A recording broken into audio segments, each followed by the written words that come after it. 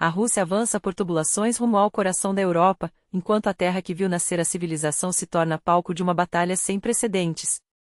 E agora, Elon Musk ameaça cortar o oxigênio digital da Ucrânia, mas isso não é tudo.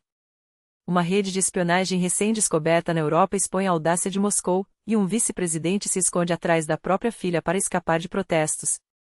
Tudo isso e muito mais você confere agora, nos bastidores das notícias que abalam o mundo. Não perca nem um segundo, assine nosso canal, curta esse vídeo e deixe sua opinião nos comentários, porque informações como essas merecem ser compartilhadas.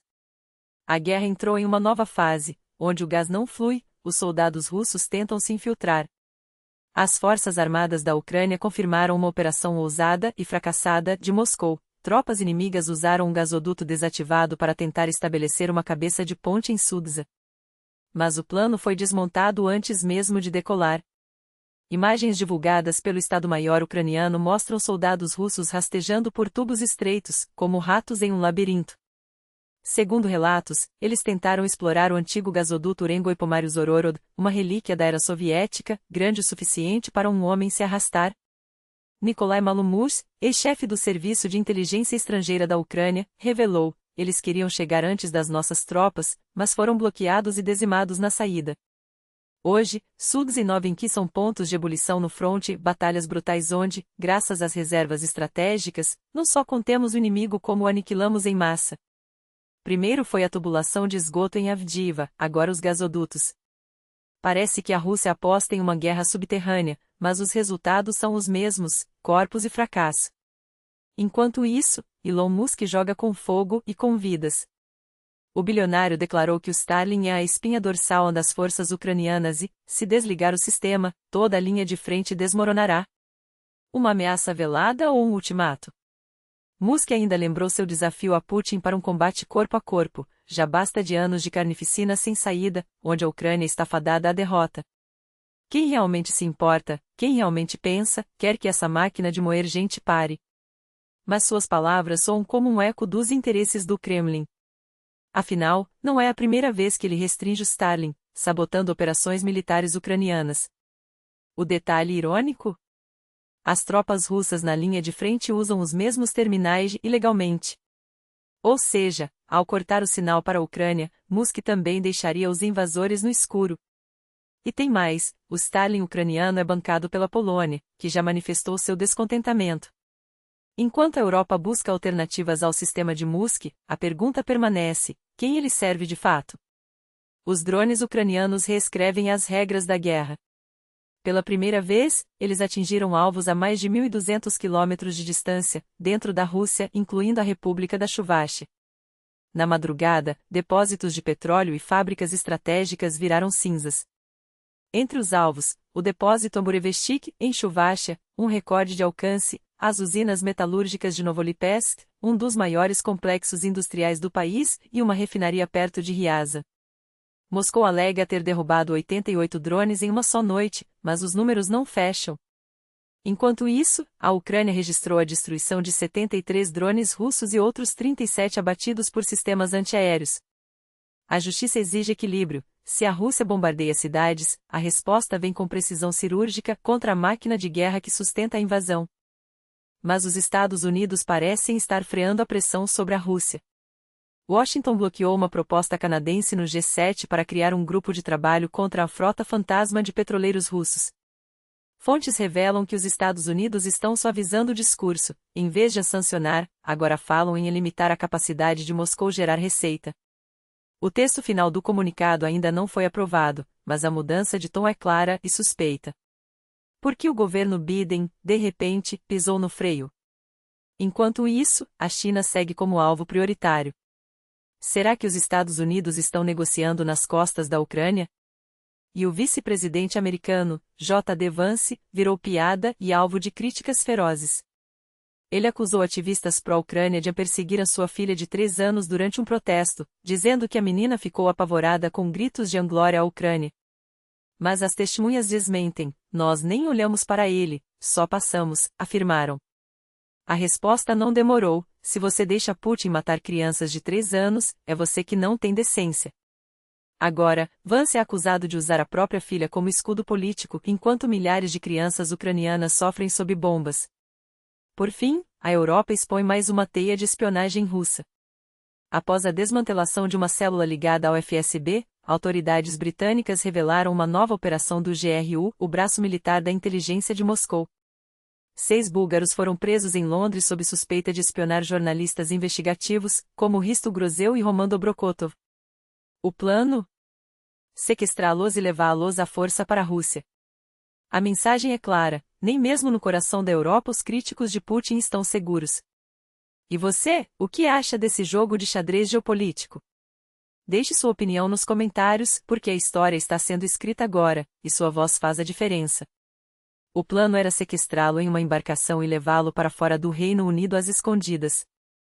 Mas Hristo Grozeu, alvo prioritário, quase virou vítima de um roteiro digno de filme de espionagem: drogas para imobilizá-lo, um local seguro, leia-se, prisão clandestina, e uma operação meticulosamente planejada.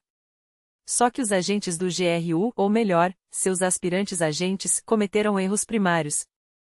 Durante semanas, vigiaram a casa errada. Depois, se expuseram de forma tão amadora que Grozeu conseguiu filmar sua própria fuga em uma scooter, com os perseguidores atrás, em plena Londres. A cena, surreal, virou prova irrefutável: a Rússia não apenas espiona, como age com uma audácia que beira o delírio. Na sexta-feira, o veredicto caiu como uma bomba: 3 membros da célula foram declarados culpados por espionagem. Outros 3 já haviam confessado antes. E quem orquestrou tudo? Jan Marsalek, o ex-executivo da Virecard, aquele mesmo escândalo de fraude bilionária, que fugiu para Moscou e se tornou um freelancer do Kremlin, coordenando missões sujas em troca de proteção. A operação fracassou não por falta de recursos ou planejamento, mas pela incompetência crassa dos executores. Como escreveu Roman Dobrokotov, editor-chefe do The Insider e outro alvo na lista, às vezes, em nossas trocas de mensagens, eles mencionavam que o FSB nos o permitia ou isso ou aquilo. Era claro que agiam sob ordens e precisavam de aprovação para cada passo. As provas nas mãos das autoridades britânicas não deixam dúvidas: cada movimento, cada erro, cada tentativa de sequestro foi assinada pelos serviços secretos russos. E aqui está o detalhe mais aterrorizante: a polícia britânica se recusa a comentar os bastidores da investigação, mas uma coisa é certa: a Europa continua infestada por agentes de Putin. Enquanto governos ocidentais debatem sanções e declarações de repúdio, Moscou age. Sequestra. Intimida. Mata. E o faz com uma impunidade que só cresce. Do horror ao absurdo, o casamento que levou uma criança ao suicídio. Enquanto a Rússia exporta terror, o Irã exporta outra forma de barbaridade: a legalizada. Fátima Soleimani tinha 12 anos quando sua família a forçou a se casar com um parente. Ela resistiu. O pai a espancou até sangrar, humilhou-a e ameaçou matá-la se não obedecesse. Fátima avisou: se não me deixarem em paz, vou me matar. Eles ignoraram. Dias depois, ela se enforcou. Sua história não é exceção, mas regra em um país onde meninas são tratadas como propriedade. Casamentos infantis no Irã não são um desvio, são institucionalizados. Gravidez precoce, mortalidade materna, depressão, suicídio, evasão escolar, esse é o preço que milhares pagam por um sistema que transforma crianças em noivas e violência em doutrina. E o Estado? Não só fecha os olhos como aplaude. Leis iranianas permitem que meninas de 9 anos sejam casadas com a bênção de um tutor masculino. Não é cultura. Não é tradição. É crime contra a humanidade. A ocupação da colébtica da civilização, e por que isso deveria nos revoltar. Agora, feche os olhos e imagine o berço da Europa. Não, não é Roma. Não é Atenas. É Mikhailiva, uma vila ucraniana no Oblast de Kherson, hoje ocupada pela Rússia.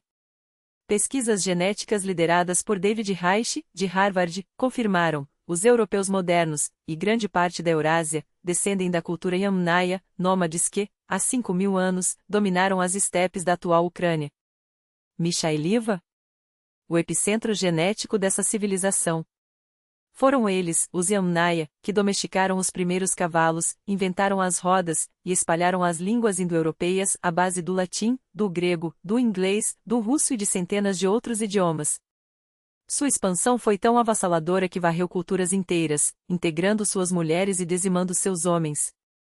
Seus genes e sua cultura se tornaram dominantes, do Atlântico à Mongólia. Hoje, Putin ocupa esse solo sagrado. Não por acaso.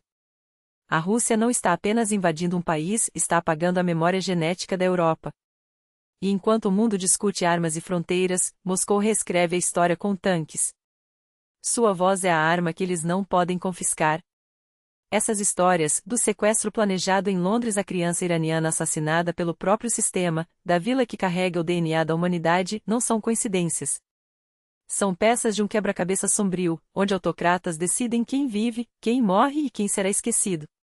Então, pergunto, o que você vai fazer com essa informação? Vai compartilhar?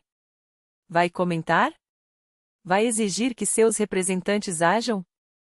Porque enquanto você lê isso, há uma menina no Irã sendo vendida como noiva. Há um jornalista na Europa sendo caçado. Há uma vila na Ucrânia sendo apaga da história. O silêncio é cumplicidade. A indiferença é uma escolha. E eu? Eu volto em breve, com mais verdades que eles não querem que você saiba. Até lá, não deixe que essa luta seja só minha. Seja parte dela.